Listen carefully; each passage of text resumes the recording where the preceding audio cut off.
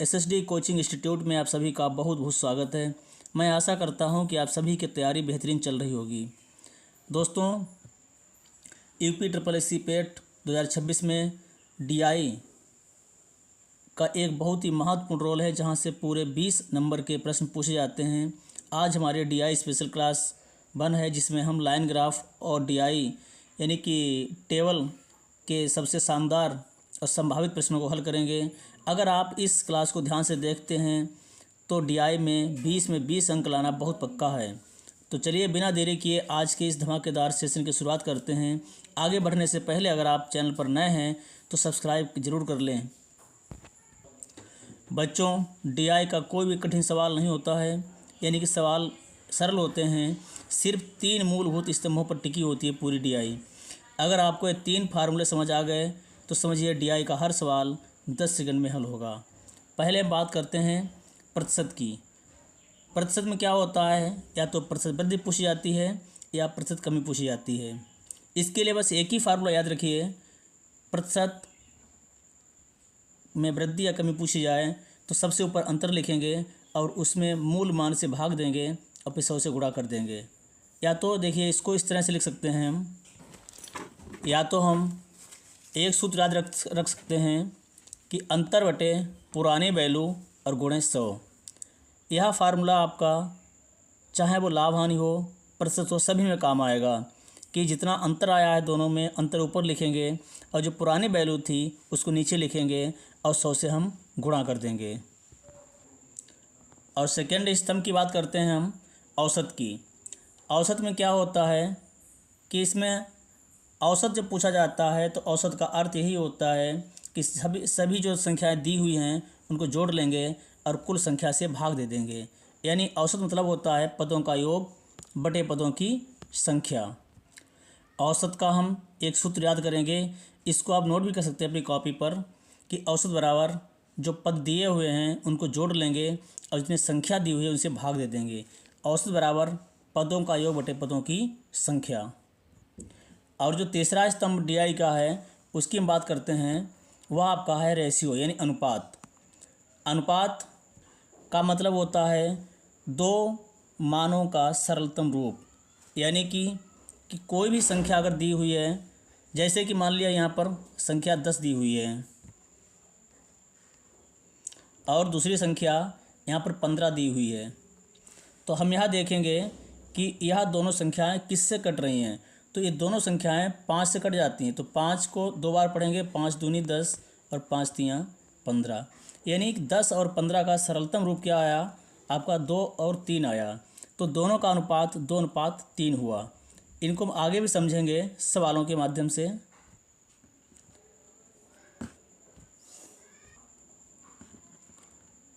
सबसे देखते हैं, पहले हमारे पास एक डेटा दिया हुआ है, लाइन ग्राफ के सवाल हैं। इसमें 5 कंपनियां हैं जो ए, बी, सी और डी और ई हैं, और ये मोबाइल का उत्पादन करती हैं। तो आगे इनका उत्पादन हज़ारों में दिया हुआ है। देखते हैं सवालों को। ये आपकी 5 कंपनियां हैं, एक बार इसको ध्यान से देखिए।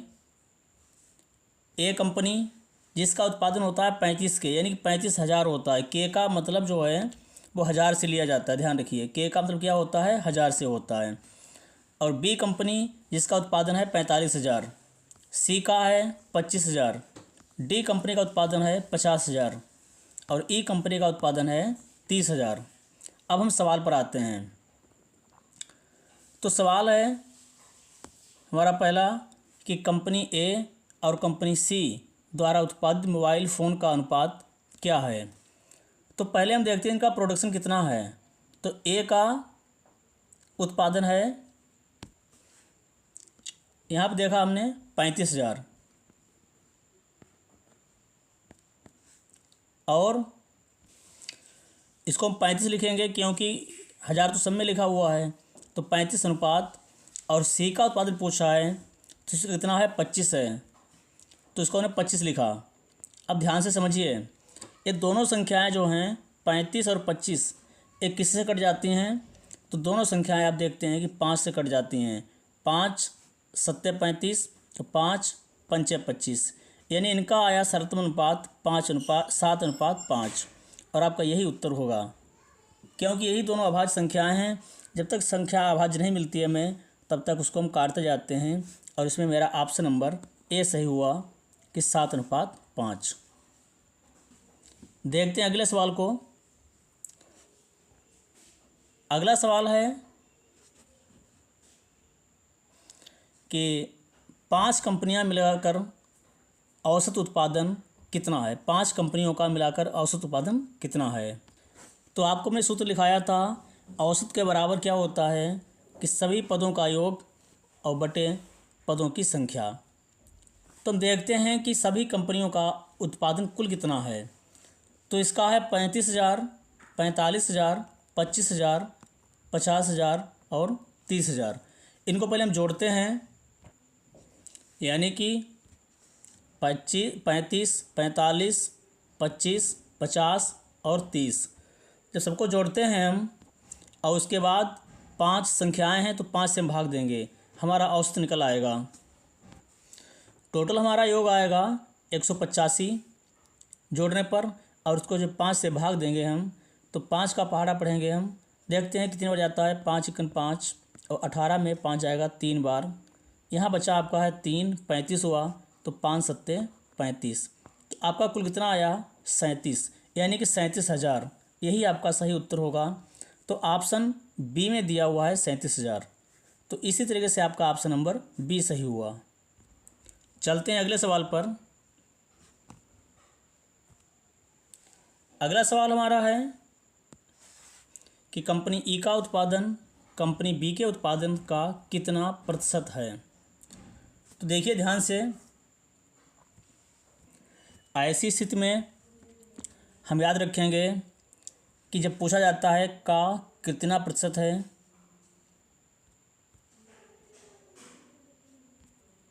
तो इसके लिए क्या करेंगे, जिसका पूछा जाए उसको ऊपर लिखेंगे और जिससे पूछा जाए उसको नीचे लिखेंगे और गुणे हम 100 कर देंगे। बस इतना ध्यान रखना।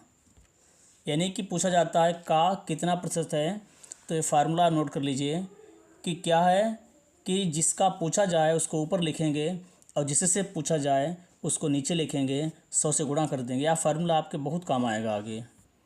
अब देखते हैं सवाल पर। तो पूछा गया कि ई कंपनी का उत्पादन बी कंपनी के उत्पादन का कितना प्रतिशत है। तो किसका पूछा गया है, ई कंपनी का। तो हम ई का ऊपर लिखेंगे, कितना ई का है 30 के, 30 के हम ऊपर लिखेंगे। और किससे पूछा गया है बी, बी का मतलब हुआ है 45 के। देखो के तो सब में लिखा हुआ है, इसका तो महत्व रहा नहीं है। हम के को पहले काट देंगे और यहाँ पे गुणे 100 करेंगे। क्या करेंगे, गुणे 100 करेंगे। अब ध्यान से देखिए 30 और 45 किससे कट रहे हैं, तो सीधी सी बात है दोनों 5 से कट रहे हैं। 5 नेम 45 और 5 का 30। अभी भी क्या है कि ये दोनों 6 और 9 कटने वाले हैं, किससे कट जाएंगे 3 से, यानी कि 3 तियाँ 9 और 3 दूनी 6। इसका मतलब हुआ है कि ऊपर 2 हैं नीचे 3 हैं, गुणे 100 हैं। इसको हम देखते हैं नए पेज पर। ऊपर 2 थे नीचे 3 और गुणे 100। अब 100 और 2 की गुणा करेंगे, यहाँ पर 200 आएगा और 200 को हमें 3 से भाग देना है। अब देखिए ध्यान से, आपको एक चीज़ सिखा दे रहे हैं कि ज़रूरी नहीं है कि आप 200 को पूरा काटिए, पूरा लंबा चौड़ा सवाल लगाइए। जहाँ पर हमें आंसर मिल जाए हम वहीं पर छोड़ देंगे। यहाँ पर हमारे लिए हमने लिखा है 200, नीचे लिखा है 3। अब देखो 200 को जब 3 से भाग देंगे, पहली बात हम यहाँ पर 2 संख्याएं लेंगे, 2 अंक 2 और 0, 3 से भाग देंगे तो 3 × 3 और 3 18। इसका मतलब क्या, सबसे पहले ऑप्शन में 6 आना चाहिए, लेकिन 6 ए में भी आ रहा है और 6 बी में भी आ रहा है। इसका मतलब सी और डी तो होगा नहीं। आगे क्या होगा, 3 18 हुए, यहाँ पे 2 बच्चे हैं तो इसका मतलब क्या हुआ है, फिर आगे 0 लिया तो फिर 2 ए जाएगा, 6 बार 3 18 यानी 66। तो मेरा आंसर यहीं पर आ गया है ऑप्शन नंबर बी कि 66.66 यानी कि 66.66%। चाहे तो आगे काट भी सकते हैं, लेकिन जब मेरा आंसर यहाँ पर मिल गया है तो हमें आगे बढ़ने की ज़रूरत नहीं है। दूसरी बात हमेशा याद रखना कि जो 2/3 होता है इसका मतलब ही होता है 66.66%। ये हमेशा ध्यान रखना। ये आपको कहीं पर भी दिख जाए तो इसका मतलब यही निकाल लेना। और एक चीज़ है, 1/3 कहीं अगर दिया हुआ है तो इसका मतलब सीधे से कितना होता है, ठीक है। यहाँ पर इसका परसेंट पूछा जाता है, कितना परसेंट है, ठीक है। और जब इसकी बात हो तो यहाँ पे 33 ध्यान रखना, 33.33, ठीक है। ध्यान रखना दोनों में गुणा होना जरूरी 100 का है। अगर 100 का गुणा नहीं होगा तो ये 66.66 नहीं आएगा, ठीक है। ये ध्यान रखना, वरना तो फिर 0.33 ही आएगा और इसमें 0.66 ही आएगा। तो 1/3 और 2/3 इनका ये आप नियम याद कर लीजिए। चौथा सवाल आगे है कि कंपनी ए कंपनी डी के बीच उत्पादन के बीच कितना अंतर है। तो बहुत सरल सवाल है। कंपनी ए ने उत्पादन किया है 35,000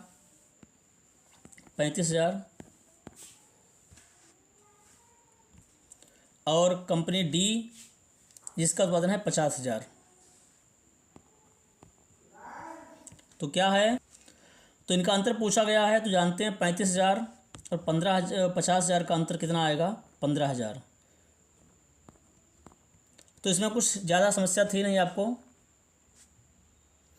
और आपका सही उत्तर आया है ऑप्शन नंबर बी, 15,000।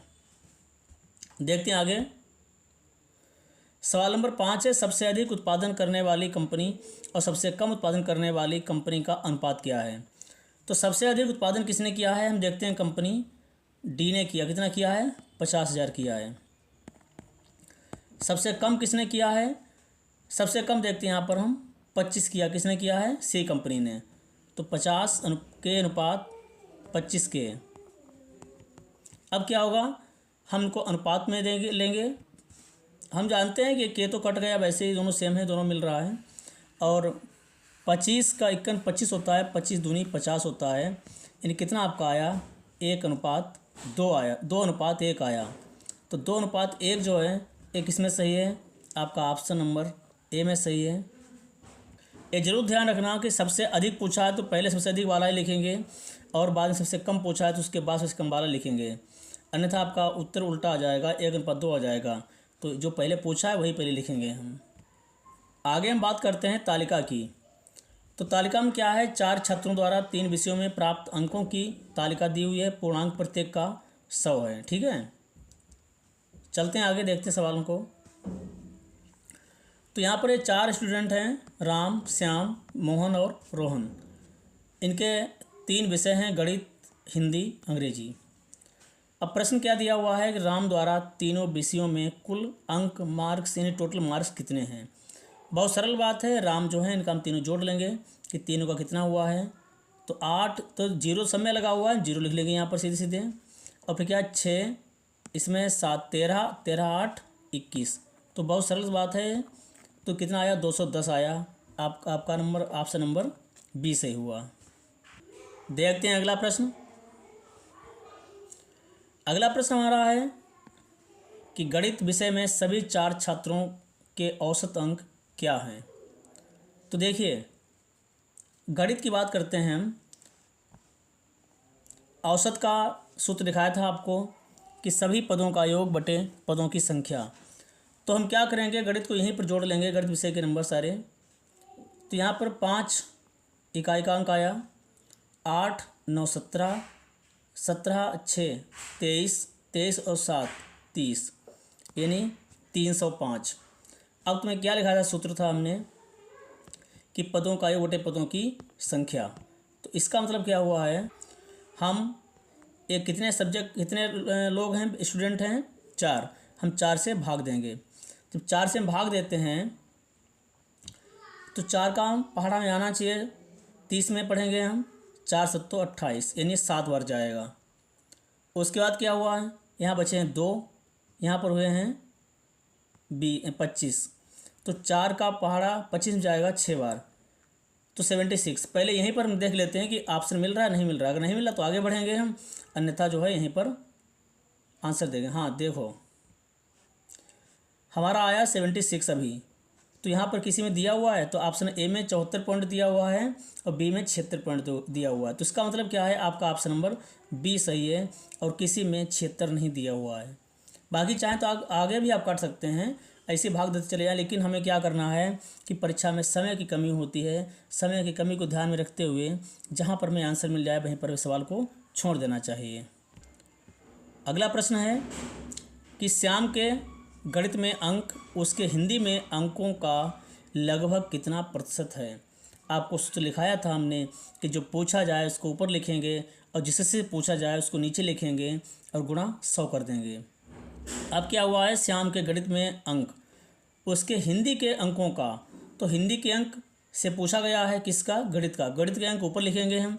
तो श्याम यहाँ पर दिए हुए हैं, श्याम के गणित में नंबर आए हैं 90। कितने नंबर आए हैं, 90 अंक इसके आए हैं। और 90 जिससे पूछा गया हिंदी में कितने अंक इसके आए हैं, 85 यानी 85 आए हैं। और गुणा किससे करेंगे हम, 100 से। बस यही हमारा उत्तर होगा। काट लेते हैं हम। तो देखिए 85 को सबसे पहले हम 5 से ही काटेंगे। यहाँ 17 अपना 85 होता है और 5 से काटेंगे तो 18 आएगा। 18 पंचे 90 होता है।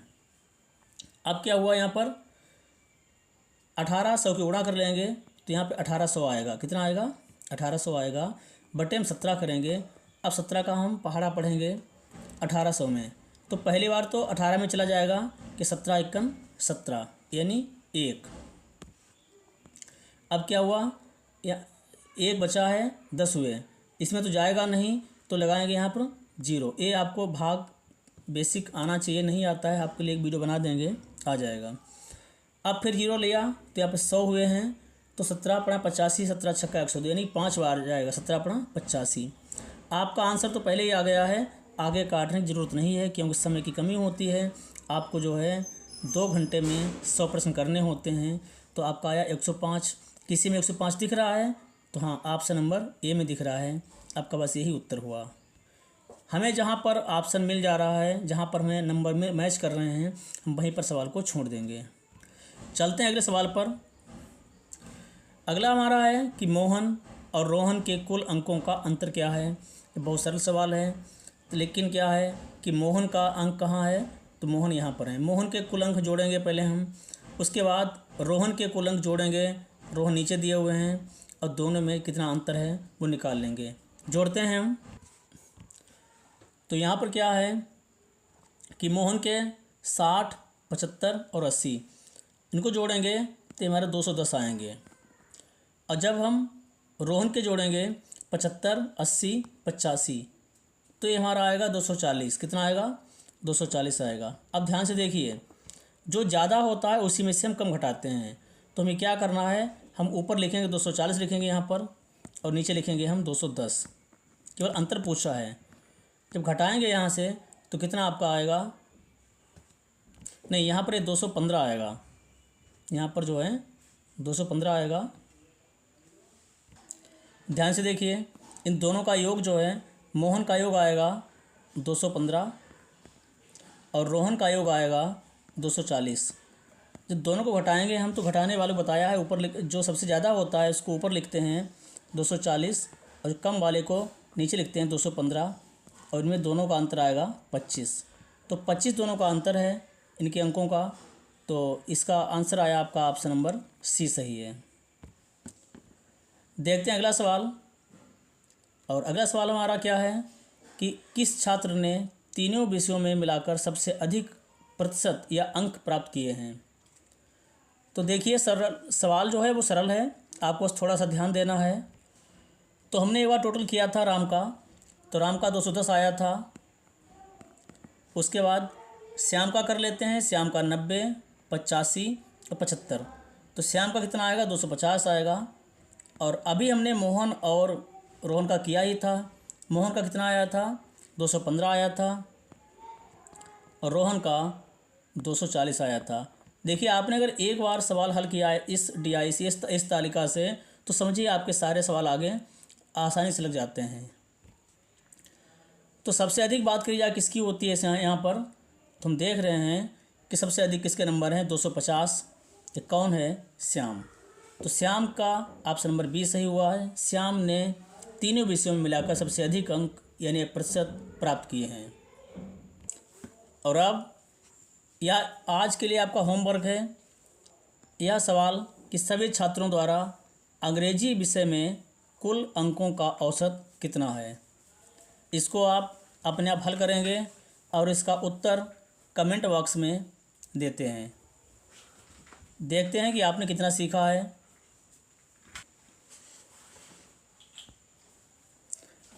तो दोस्तों, यह थी हमारी UPSSC पेट की 2026 की DI स्पेशल क्लास। अगर आपको क्लास पसंद आई हो और तरीका समझ आया हो तो वीडियो को लाइक करें और अपने दोस्तों के साथ शेयर करें। हाँ, चैनल को सब्सक्राइब करना ना भूलें। और इस क्लास की पूरी PDF फाइल्स और प्रैक्टिस नोट्स पाने के लिए हमारे Telegram channel SSD coaching institute से ज़रूर जुड़ें, जिसका लिंक नीचे डिस्क्रिप्शन में दिया हुआ है। मिलते हैं अगली क्लास में एक शानदार सेट के साथ। तब तक के लिए पढ़ते रहिए, आगे बढ़ते रहिए। धन्यवाद। जय हिंद।